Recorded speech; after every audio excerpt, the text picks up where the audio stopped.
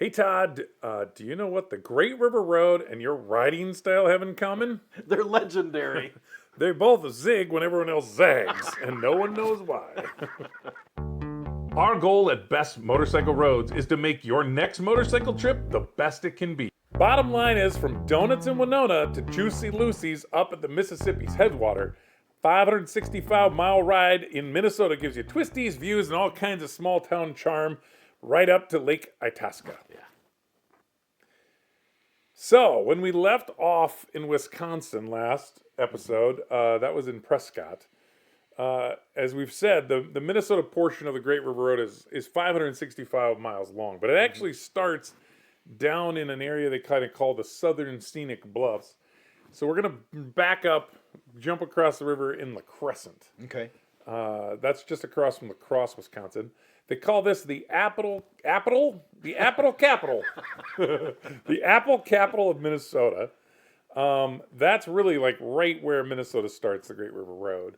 Lots of bluffs and curves there, and a nice little town.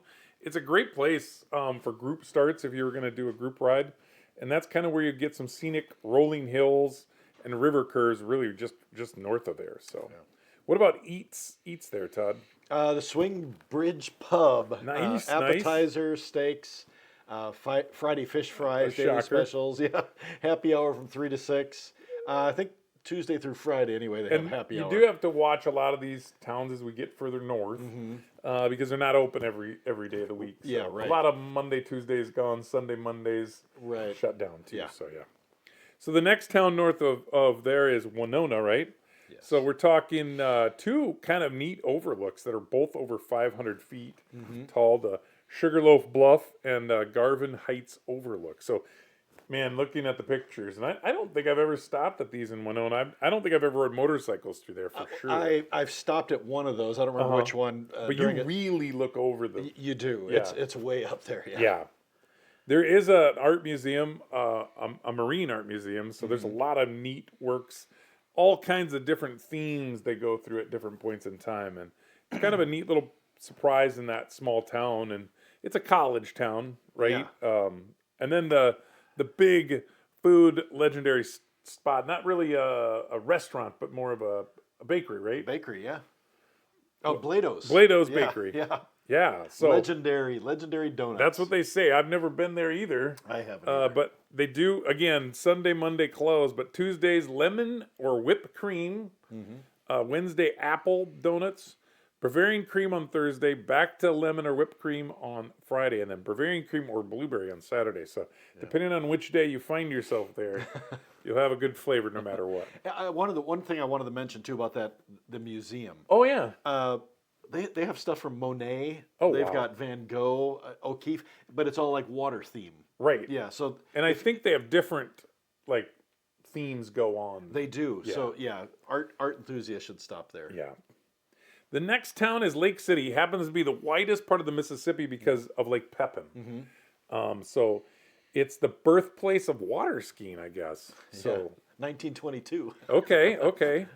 Yeah, Ralph Samuelson, he invented the sport on Lake Pepin.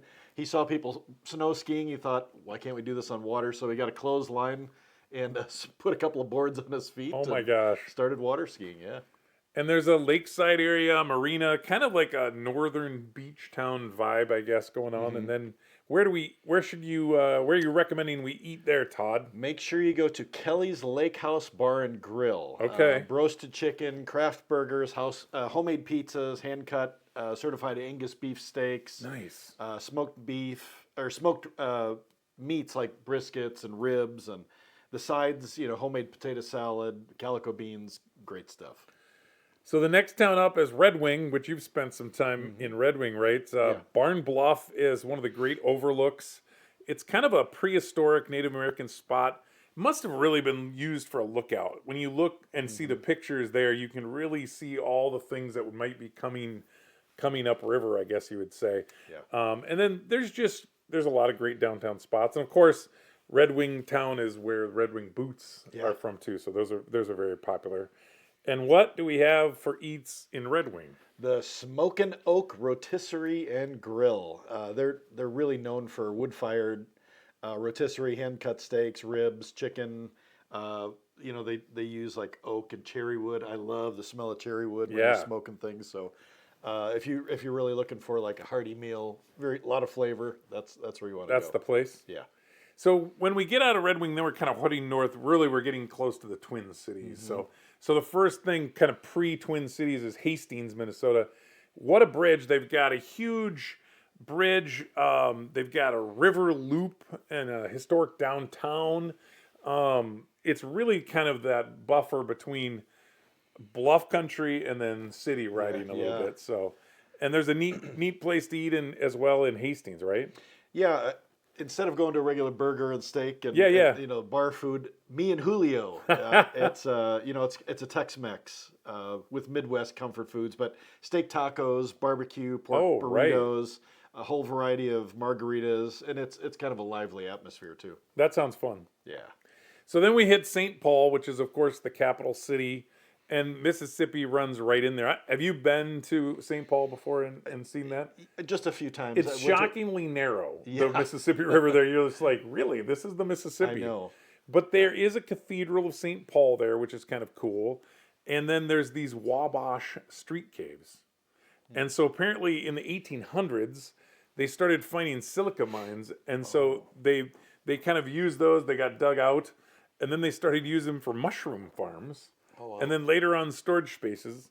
And then it became gangster hotspots during Prohibition. And now they're used for like parties and different things. And some of them they actually heat. Oh, wow. So yeah, it's quite a sight actually. So again, this is a real city. So like, Yeah.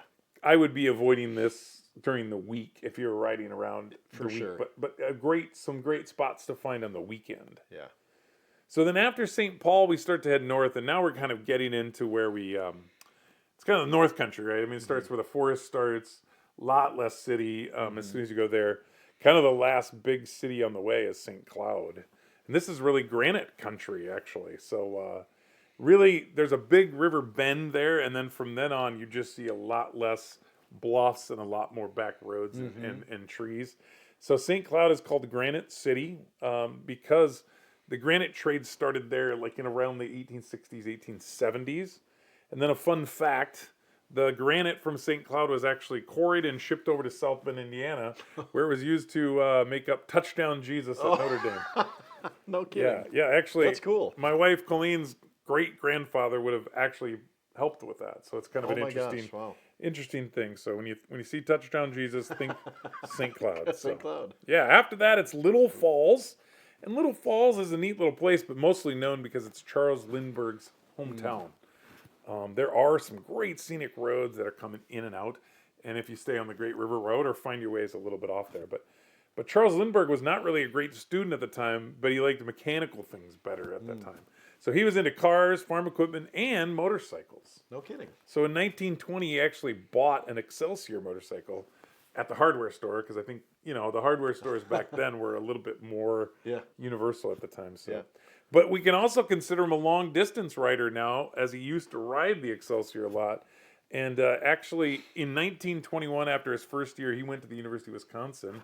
He did a 3,000-mile journey on that, which took him 7 weeks, actually, when you think about it. Because an Excelsior really is not that much bigger than a bicycle. No, pretty small. So, yeah.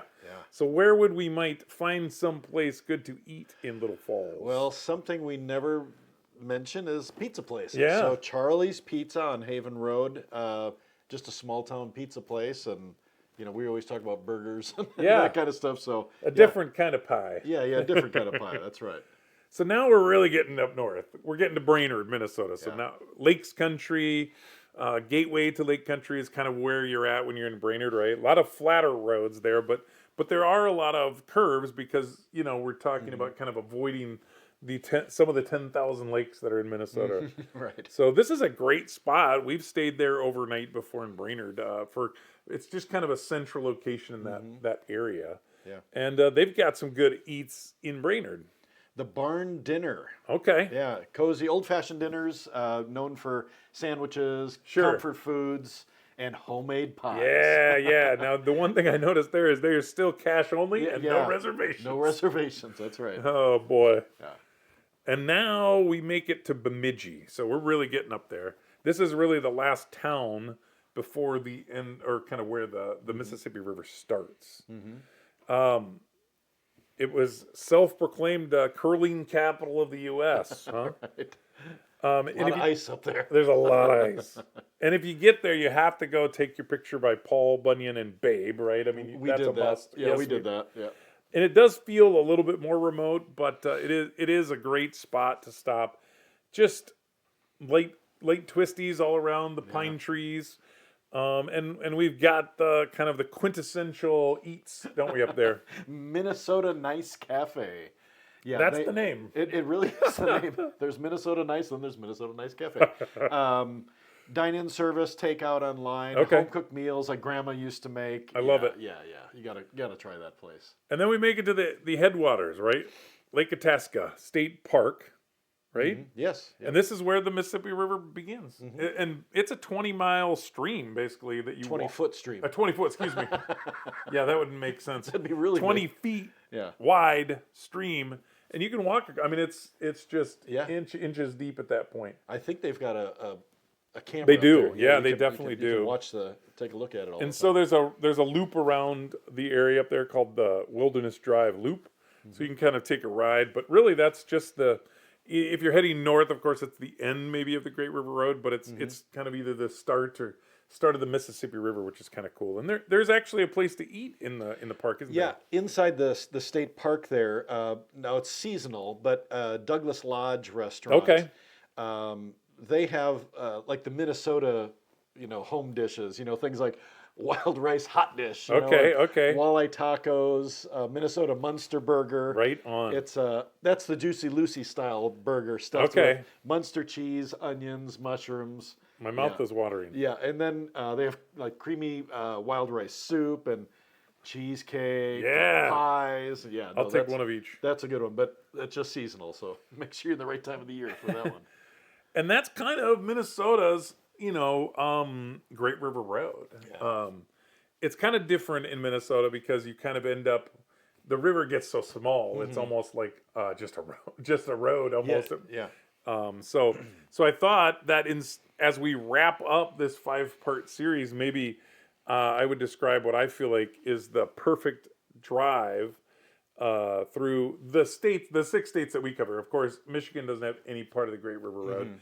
So the 5 states, how I would do it, if we were just going from north to south, I'd love to start at Lake Itasca. And I'd take that all the way down to La Crescent, actually. Okay, yeah. So the whole Minnesota side. At La Crescent, I'd jump over to Wisconsin and La Crosse. And then I'd go all the way down to DeSoto, where you can hop the bridge to Lansing, Iowa. So as we've talked about before, my favorite part is that Lansing through Harper's Ferry into Marquette. So I'd take that part. And then I would jump back over to Whiskey at Prairie du Chien, and you could snag a sog burger if you want. It's up to you.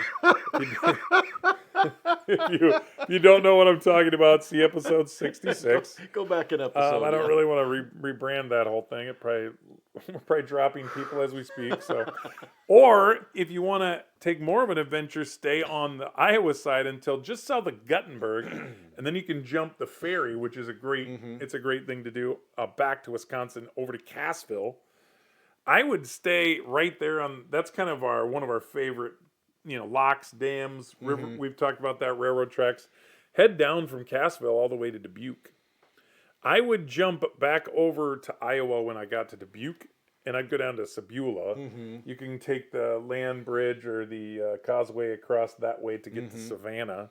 And then I would stay in Savannah all the way to Moline. I'd probably skip the Quad Cities altogether and just scooch over Interstate 80 and go to Highway 61 in Iowa. That's bluegrass down to Burlington. Yeah. And then when you get to Burlington, I'd go back to Illinois to Keokuk, at Keokuk. And then I would say from Burlington to the Illinois side and then cross back over at Keokuk. I see. Yep. Because honestly, the Iowa side the Illinois side is much better over there. That I'd take right down to Hannibal, Missouri, and I'd make sure when you get to Hannibal to stay on Missouri 79 because 61 is what you'd take down to Hannibal, but then get over next to the river on that 79 because that hugs the river. And then honestly, find a way to skip Illinois, and it's really a you pick 'em. you really want to be ending your spot. I mean, you want to find a way to skip St. Louis. I don't know if that's the Illinois side or which side when you get down that far. It's just kind of a mess. But both Illinois and Missouri are good once you get around St. Louis.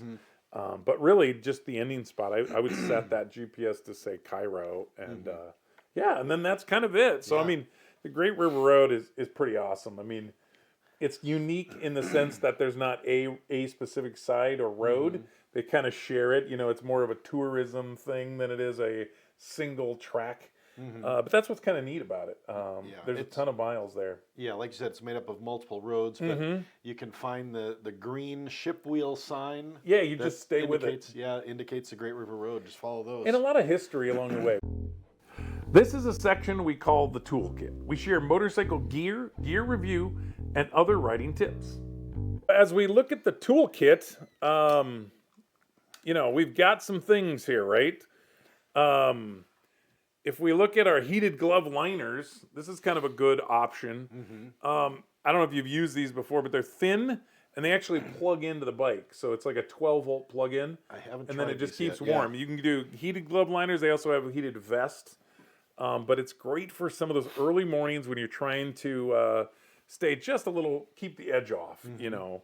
And they really work under any riding gloves. And then the same concept with a base layer shirt. It's not electric, but it keeps you cool when it kind of disperses that heat. But it also kind of tends to keep you a little warm when it's hot. So it's great when you're thinking about the 30-degree temperature swing sometimes in a Minnesota morning versus an evening or afternoon. And then the tail bags. We talked about those a little bit last time, but Nelson Riggs has a really nice, light, small tail bag called Trails End. Small, durable, water resistance, which is nice. Gloves, shades, GoPros, and you can fit some donuts in there.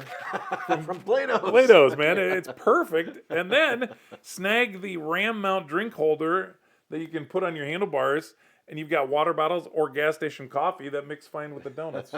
So it's really good. And then the one thing we haven't talked about for quite a while is the rock straps. These are really great tie-down straps.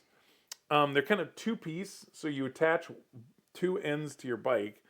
But what's really cool about them is one of them is like your standard polyester strap, so it's rigid. And then the other piece is like bungee material. So what you do is you clip, it has like usually, it's like a plastic clip that clips together. And you cinch it down as tight, but it has a little bit of give in it. So like if you're bouncing or doing this and that, it's not like racking your load. It just kind of gives and takes. And you have some of these. Yeah, I love them. They have small ones that are inch and then, or even 3/4 of an inch, and maybe even 1.5 inches. But they're really handy, especially, you know, sometimes those straps, they just loosen up after a while. These just tend to give, and then they bring it right back. So highly recommend the rock straps. ROK.